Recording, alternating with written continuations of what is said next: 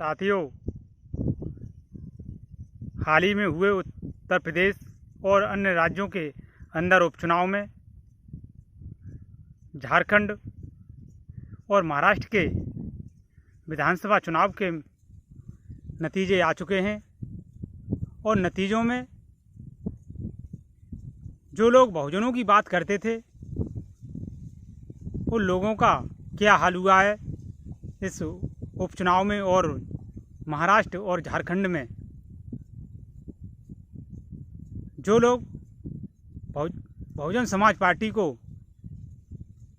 B team कहते थे, उसके साथ साथ जितनी भी बहुजन पार्टियां थीं, चाहे समाजवादी पार्टी हो झारखंड में, महाराष्ट्र के अंदर,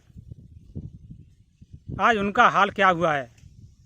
साथियों, जिस तरह से इन पार्टियों का वर्चस्व खत्म होता जा रहा है और इन लोगों के जितने भी राष्ट्रीय अध्यक्ष हैं बहुजन पार्टियों के, उनके अहंकार की वजह से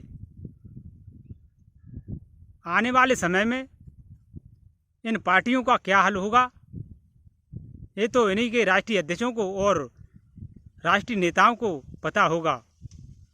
जिस तरह से इस देश की सबसे बड़ी पार्टी और सत्ता में जिस तरह से केंद्र में और उत्तर प्रदेश के अंदर सरकार चल रही है, उन सरकारों पर सभी बहुजन पार्टियां एक दूसरे पर आरोप लगाती थीं। आज उनका हाल देखो क्या हुआ है।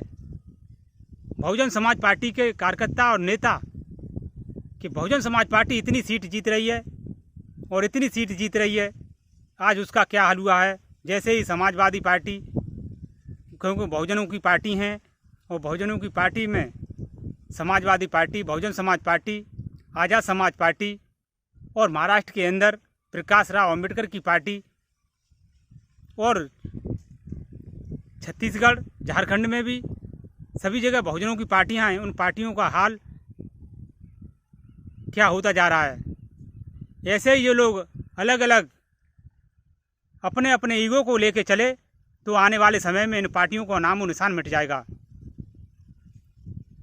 एक तरफ कहते हैं अकेले चलने की बात करते हैं और जो सत्ता में पार्टियां हैं उन पार्टियों को कोसते हैं। इनको ये मालूम होना चाहिए जो सत्ता में पार्टियां हैं वो उन पार्टियों के साथ कितना गठबंधन है और कितनी कितनी पार्टियां हैं, जबकि बहुजनों की बात करने वाले अकेले अपने दम पर चुनाव लड़ते हैं और इनका हाल बेहाल हो जाता है। इसीलिए साथियों, इन लोगों को आने वाले समय में इकट्ठा होकर लड़ना पड़ेगा। यदि इकट्ठा होकर नहीं लड़ते हैं तो आने वाले समय में सभी बहुजन पार्टियों का नाम और निशान मिट जाएगा। इसीलिए सभी